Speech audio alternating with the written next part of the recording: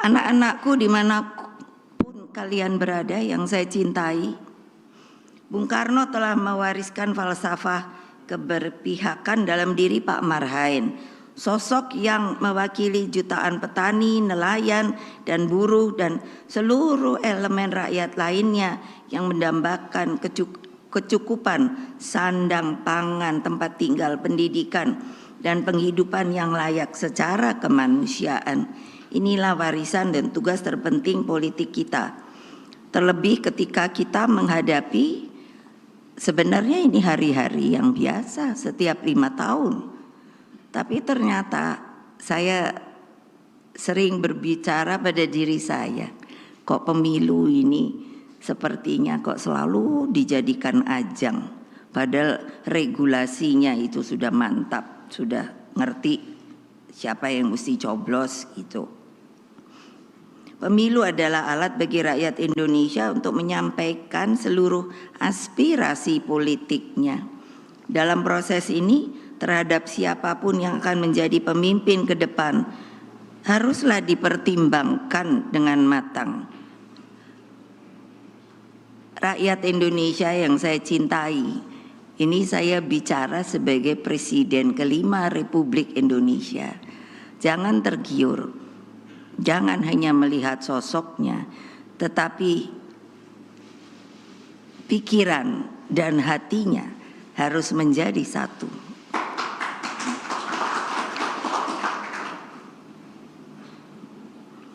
Cermati rekam jejaknya, moral dan etikanya, tanggung jawabnya, dan kemampuan memahami harapan lebih dari 270 juta rakyat Indonesia.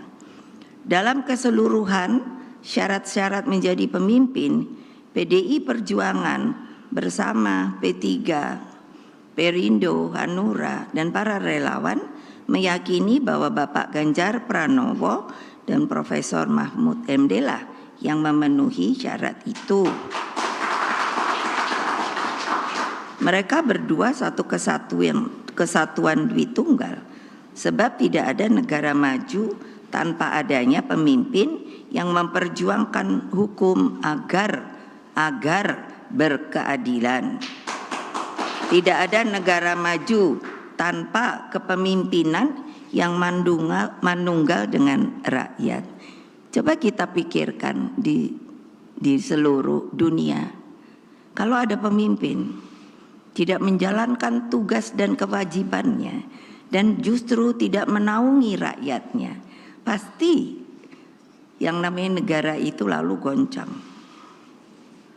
Itu bukannya apa, lihat saja sendiri, banyak negara yang seperti itu. Lalu apa?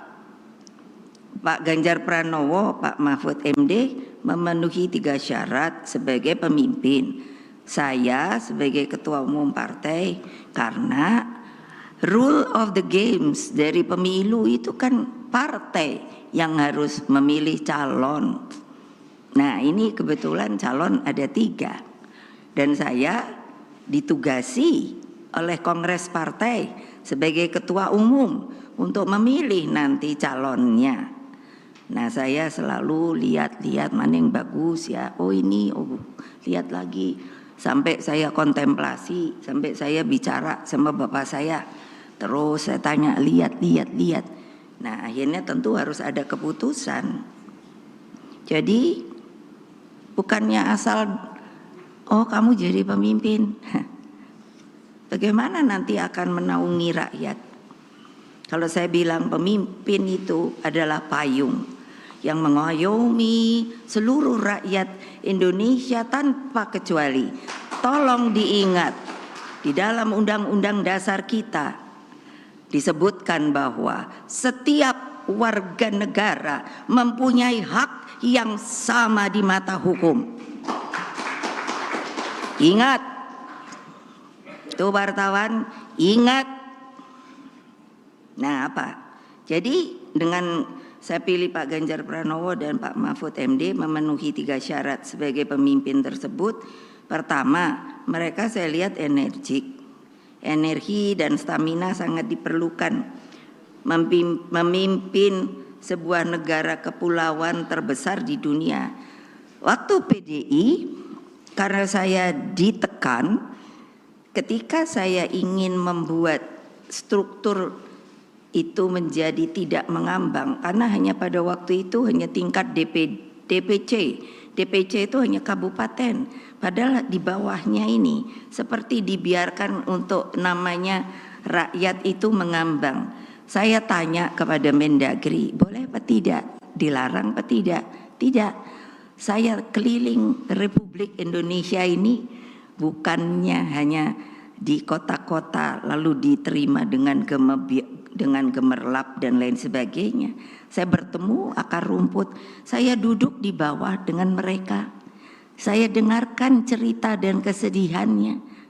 Saya tahu sehingga adatnya. Orang Jawa, saya ngomong Jawa, orang Sumatera kebetulan dari keluarga ibu saya itu bahasa Sumatera.